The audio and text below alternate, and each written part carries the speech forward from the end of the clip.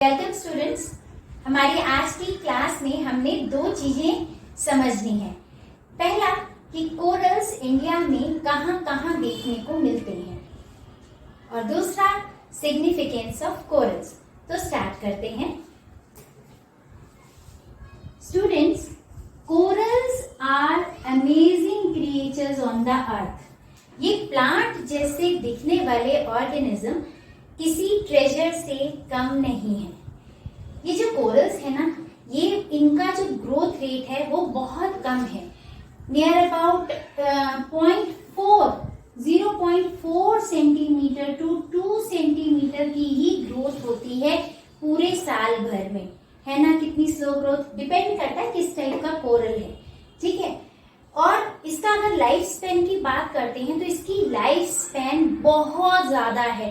जितने भी living organisms अर्थ पे हैं उन सब से ज्यादा। इट इज बिलीव दैट कि ये जो कोरल्स हैं ये 5000 ईयर्स तक जी सकते हैं, ठीक है। तो लाइफ स्पैन इनका काफी बड़ा है ना। इंडिया में कोरल्स कहां कहां प्रेजेंट है ना।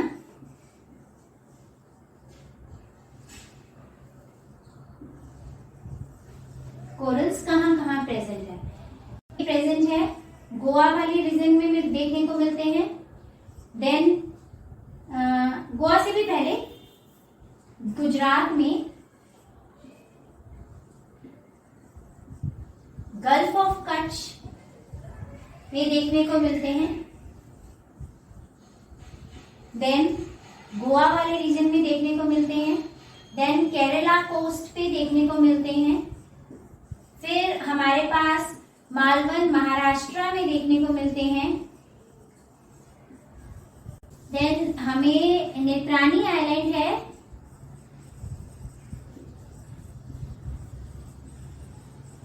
आइलैंड ऑफ कर्नाटका, ठीक है।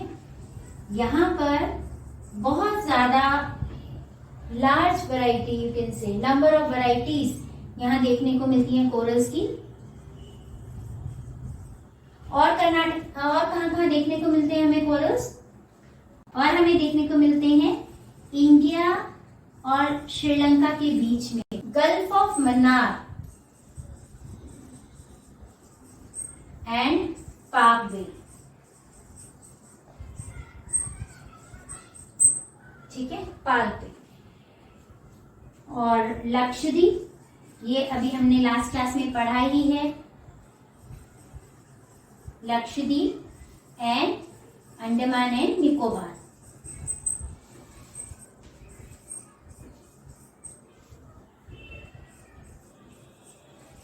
आइलैंड्स, ठीक है। So these are the 7 important places where we find corals in India. अब बात आती है सिग्निफिकेंस ऑफ कोरल की, तो उसे समझते हैं। इनके लिए डेप्थ ऑफ वाटर जहां ये ग्रो करते हैं वो कितनी होनी चाहिए? 250 to 300 फीट, ठीक। देन टेम्परेचर कितना होना चाहिए? 20 डिग्री टू 21 डिग्री सेल्सियस, ठीक है। फिर हमें जो वाटर टाइप है ये वार्म वाटर है, ऐसे वाटर की रिक्वायरमेंट रहती है, ठीक है। और मड फ्री होना चाहिए, गंदा पानी नहीं चाहिए, बिल्कुल क्लीन पानी की जरूरत है जहाँ पे इजीली सनलाइट पहुंच सके। सनलाइट कैसी होनी चाहिए? एडिक्वेट होनी चाहिए, ठीक है। सनलाइट एडिक्वेट होनी चाहिए, ना ज्यादा ना कम। फिर सैलिनिटी कितनी की रिक्वायरमेंट है? बहुत ज्यादा खारा पानी में भी कोरल्स ग्रो नहीं करते हैं और बहुत कम खारे पानी में भी नहीं ग्रो करते हैं। तो इनकी सैलिनिटी जितनी रिक्वायरमेंट है दैट इज 27 to 40 पार्ट पर 1000, इतने की रिक्वायरमेंट रहती है इसको, ठीक है। अब आप समझ सकते हैं कि कितने की रिक्वायरमेंट है। अगर आप बात करते हैं डेप्थ की, देखो इतनी डेप्थ तो हमें जो है अपने आर्कटिक और एंटार्क्टिक सर्कल में भी देखने को मिलेगी, पर वहां पर कोरल क्यों नहीं ग्रो करते हैं? क्योंकि वहां पर जो टेम्परेचर है, जो वार्मनेस ऑफ वाटर है, वो वहां इतनी नहीं है, वहां ठंडा पानी है ना।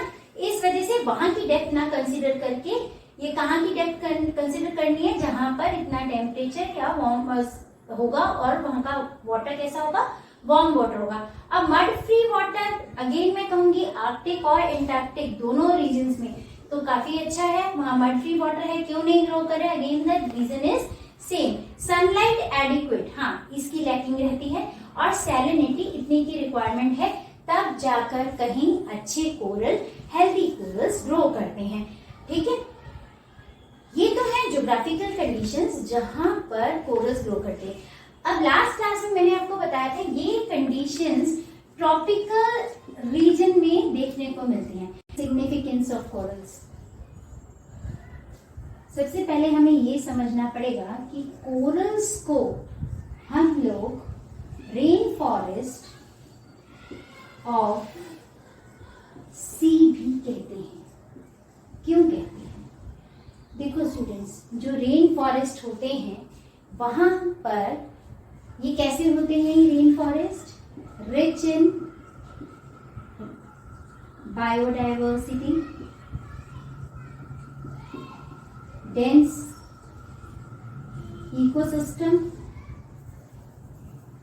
इनका इकोसिस्टम कैसा होता है, बढ़िया, ठीक है, dense biomass and diverse species.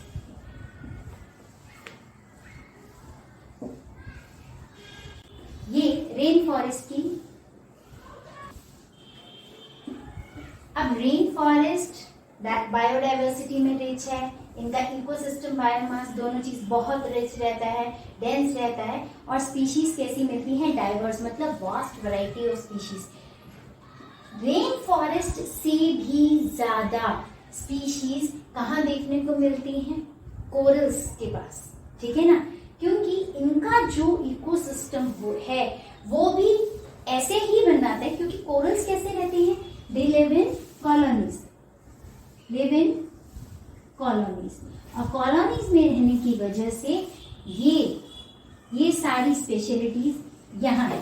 मैंने आपको बताया था जो ट्रॉपिकल वाटर है it is poor in nutrients, but जहां पर शैलो वाटर में जब कोरल्स सरवाइव करना शुरू करते हैं वहां उस पानी को न्यूट्रिएंट रिच बना देते हैं। और वो न्यूट्रिएंट रिच किस वजह से बनता है, कोरल्स की वजह से, क्योंकि कोरल कैसे हैं, एक एल्गी और एक माइक्रो ऑर्गेनिज्म का सिम्बायोटिक रिलेशनशिप है, और एल्गी जहां होगी, एल्गी की खास बात है, देखो रेन फॉरेस्ट में, इक्वेटोरियल रेन फॉरेस्ट में सबसे ज्यादा डेंसनेस की वजह से वहां पर एल्गी बहुत ज्यादा होती है, ठीक है, और एल्गी की वजह से फर्दर हर चीज बहुत ज्यादा आ जाती है। इसी तरीके से यहाँ पर कोरल्स में भी क्या है, it is the presence of algae in the tissues of that micro organism, उसकी वजह से ही वहां पर न्यूट्रिएंट रिच वाटर बनता है, उनकी वजह से ही वहां पर ये सारी चीजें, बायोडाइवर्सिटी अच्छी देखने को मिलती है, और इसी की वजह से यहाँ का ओशियन का इकोसिस्टम बहुत बढ़िया है, कोरल्स का इकोसिस्टम बहुत बढ़िया रहता है, रिच इन बायोमास और डाइवर्स स्पीशीज, इसमें कई हजारों टाइप की फिशेज यहाँ सरवाइव करती हैं, उनका ये जो है ब्रीडिंग एरिया भी यही है, ठीक है, कोरल रीफ्स, ठीक है, और उसमें डॉल्फिन्स, मतलब आप ये देख लो फाइटोप्लैंक्टन, जू प्लैंक्टन, बेसिक फूड चेन से लेकर टॉप मोस्ट लेवल तक का सारा फूड वेब यहीं पर क्रिएट होता है कोरल्स की वजह से। और कोरल्स क्या करते हैं, ऑक्सीजन रिलीज करते हैं, है ना, ऑक्सीजन रिलीज करते हैं, कैसे करते हैं, वो ओशन की जो कार्बन डाइऑक्साइड है वो कंज्यूम करते हैं। अब कोरल्स में कौन सी ऐसी चीज है, अगर आप थोड़ा सा दिमाग पे जोर डालो, कौन सी ऐसी चीज है जो ऑक्सीजन रिलीज कर रही है, प्लांट था ना वहां पे, माइक्रो प्लांट ज़ूज़ेनथेलिया, वो ऑक्सीजन रिलीज करता है। तो ये जो कोरल का जो एक बढ़िया सा रिलेशन है माइक्रो ऑर्गेनिज्म और माइक्रो प्लांट का, वही ओशन वाटर को क्लीन करता है, ठीक है, न्यूट्रिएंट रिच बनाता है, और कोरल ज्यादा harbour for 25% of marine species, कैसे? They provide unique to these organism, रहने को जगह देते हैं, फूड देते हैं, सारा पूरा एक तरीके से उनका रहना, खाना पीना, ब्रीडिंग, सब कुछ के लिए वो वहां पर मटेरियल तैयार होता है कोरल्स में, ठीक है। तो इस तरीके से ये जो है corals are called the rain forest of the sea. साथ ही साथ corals acts as a carbon sink. ये क्या करते हैं? ओशन वाटर को क्लीन करते हैं, वहां की कार्बन डाइऑक्साइड एब्सॉर्ब करते हैं और ऑक्सीजन रिलीज करते हैं। They also helps in nitrogen fixing there, ठीक है। हमारी जो ये एल्गी है ना, ये बहुत काम की चीज है।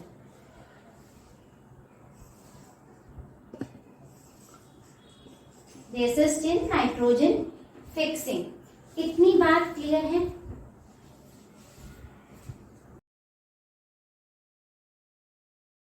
They protect our shoreline. Shoreline को कैसे प्रोटेक्ट करते हैं, ये मैंने आपको लास्ट क्लास में भी बताया था। क्या करते हैं? बैरियर रीफ्स थी ना, टाइप्स ऑफ रीफ्स, उसमें कैसे था?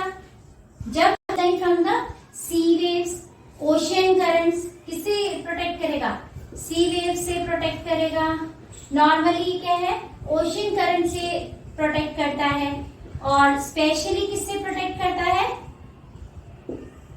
स्पेशली प्रोटेक्ट करता है सुनामी से, क्योंकि सुनामी क्या है? एक डिजास्टर्स इम्पैक्ट छोड़ के चली जाती है ना पीछे।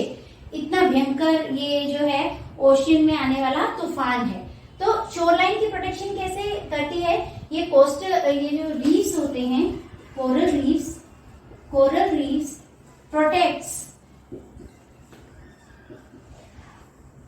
Coastline from sea waves, normally from sea currents, especially from tsunami. Fifth one is और किस चीज से प्रोटेक्ट करता है? प्रोटेक्शन फ्रॉम इरोजन, इरोजन होने से बचाता है। और किससे बचाता है? फ्लडिंग से बचाता है। देन और क्या इसकी सिग्निफिकेंस और क्या है? They provide raw material for cement industry. कैसे देता है सीमेंट इंडस्ट्री को रॉ मटेरियल? देखो, जो कोरल्स का डिपॉजिट होता है दैट इज कैल्केरियस डिपॉजिट, है ना। और वो जो कैल्शियम कार्बोनेट है that is the raw material for cement industry. तो अब आप समझ सकते हो, जब तक तो कोरल जिंदा है तब तक तो उसकी वैल्यू है ही है, लेकिन जब वो मर गया उसकी वैल्यू दुगना हो गई। देखो, मरने के बाद भी कोरल्स को हम लोग क्या कर रहे हैं? आजकल ज्वेलरीज के लिए इस्तेमाल कर रहे हैं। आप लोग वो राशि रत्न पहनते हो, मूंगा, कोरल्स को हिंदी में मूंगा ही कहा जाता है। जो मूंगा रत्न है वो जो जेम स्टोन है वो कोरल है, ठीक है। कोरल का जो कलर है व्हाइट से पिंक, पिंक से ऑरेंज और रेड, इन वैरायटीज में देखने को मिलता है। और जो रेड कलर का जो कोरल है that is used as a precious gem stone. और आप लोगों के घरों में मम्मी लोग या आप लोगों को भी किसी पंडित ने पहनाया हो तो कभी देखना मूंगा स्टोन कैसा होता है। रेड कलर का होता है, पत्थर, ठीक है। वो पत्थर नहीं है, दैट इज कोरल, ठीक है।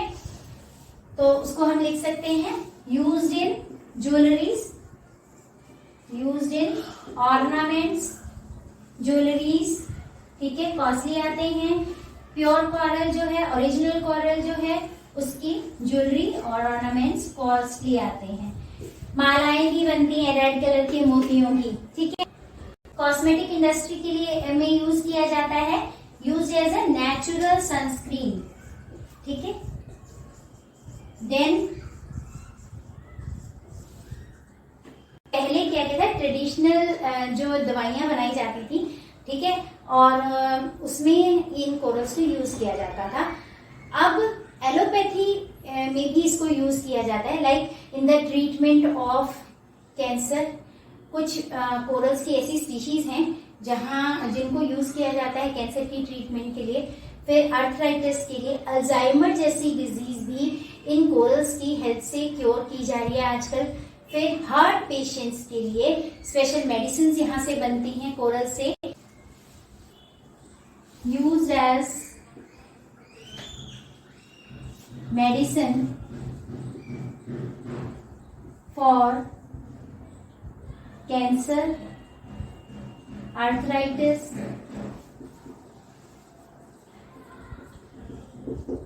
हार्ट, अल्जाइमर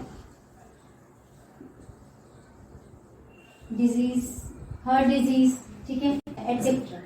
मतलब काफी सारी ऐसी डिजीजेस हैं उनमें इसका कोरल्स का आजकल यूज किया जा रहा है, ठीक है। इवन द बैक्टीरियल इन्फेक्शन, जो ह्यूमन बैक्टीरियल इन्फेक्शन है उसको भी इनसे क्योर किया जा रहा है, ठीक है। Corals are used, some hard coral species, some hard coral species are used for bone grafting by the surgeons, ठीक है, ये बोन ग्राफ्टिंग के काम आता है। देन नेक्स्ट पॉइंट, वैसे तो इसके बहुत सारे हैं बट ये सारे मेन सिग्निफिकेंस जो है, मेन इंपॉर्टेंस जो है वो ये है, ठीक है। half a billion of people rely on corals for their food। कैसे? कोरल खाते हैं हम लोग? नहीं, कोरल जहां पाए जाते हैं, मैंने वहां क्या बोला, वास्ट वैरायटी ऑफ फिश, ठीक है, कम से कम कई हजारों मछलियों की वैरायटी मिलती है और वो मछलियां हम शौक से खाते हैं। क्या है कि हम लोग कोरल्स को ऐसे ही स्पॉइल कर रहे हैं।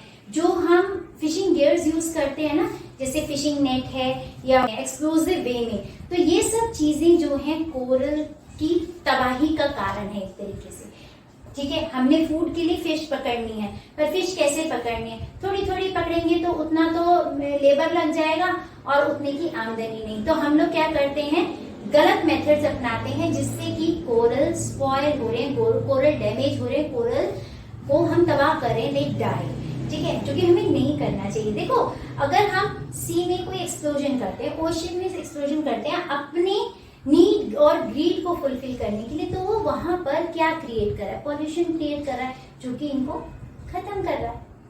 अब एक सबसे बढ़िया पॉइंट है, ठीक है, corals are famous for scenic beauty, ठीक है, ये बहुत सुंदर लगते हैं।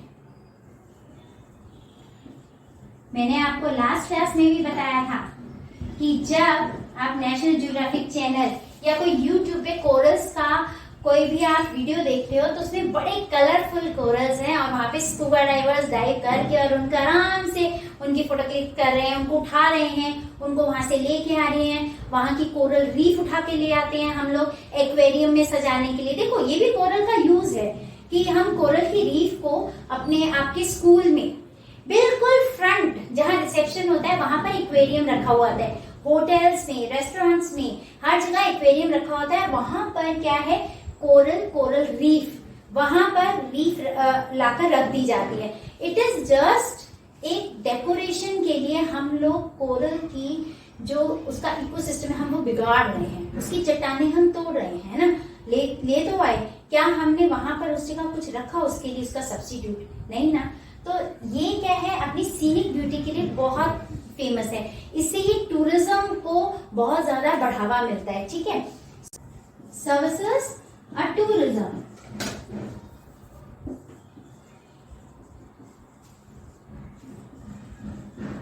ठीक है। अब टूरिज्म से क्या होता है, जहां टूरिज्म को बढ़ावा मिलेगा वहां पे सबसे ज्यादा क्या होगा, it provides jobs to the local communities, recreational activities जो है वो कंस्ट्रक्ट होंगी वहां पर। हम और आप जब हम कोरल्स को ये इतनी सुंदर चीज है कि हम सब, वो कहते हैं ना, तेरी एक झलक मिल जाए तो, है ना, वो वाली बात, just we want a glimpse of this.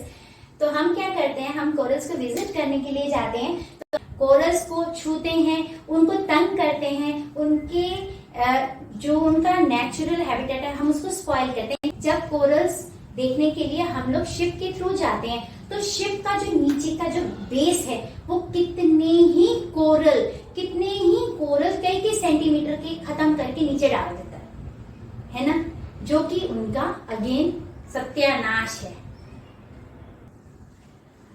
तो ये फैक्टर्स जो थे, जैसे जॉब्स प्रोवाइड करने वाले या recreational activities for scuba divers, ठीक है, बीच लवर्स, स्नॉर्कलर्स, इनके लिए, ठीक है ना।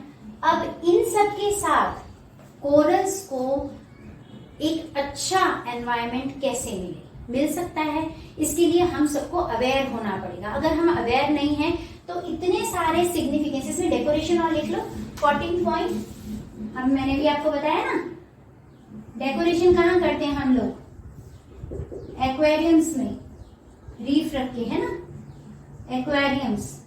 और एक्वेरियम्स कहाँ रखते हैं हम लोग, स्कूल में।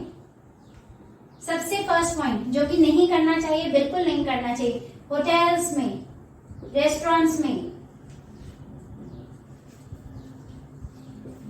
एक्सेट्रा, ठीक है। तो अब कोरल्स की इतनी ज्यादा इंपॉर्टेंस होने के बाद भी हम इतना नुकसान करते हैं, क्यों कर रहे हैं? क्योंकि हम अवेयर नहीं हैं। हमें अवेयर होना चाहिए। देखो, हम ओशन वाटर को पॉल्यूट बराबर कर रहे हैं। बहुत सारे पॉल्यूशन के रीजंस आपको मालूम होंगे। इसके साइड जो रीजंस हैं वो ये भी हैं। देखो, ऑयल पॉल्यूशन हो रहा है ओशन में, ये आप सबको पता है। फिर जो शिप चलते हैं ओशन में, जो बोट्स हम लोग लेकर जाते हैं कोरल्स को विजिट करने के लिए, वो वाली बोट्स का जो पेंट है वो भी इनके लिए बहुत ज्यादा हार्मफुल है।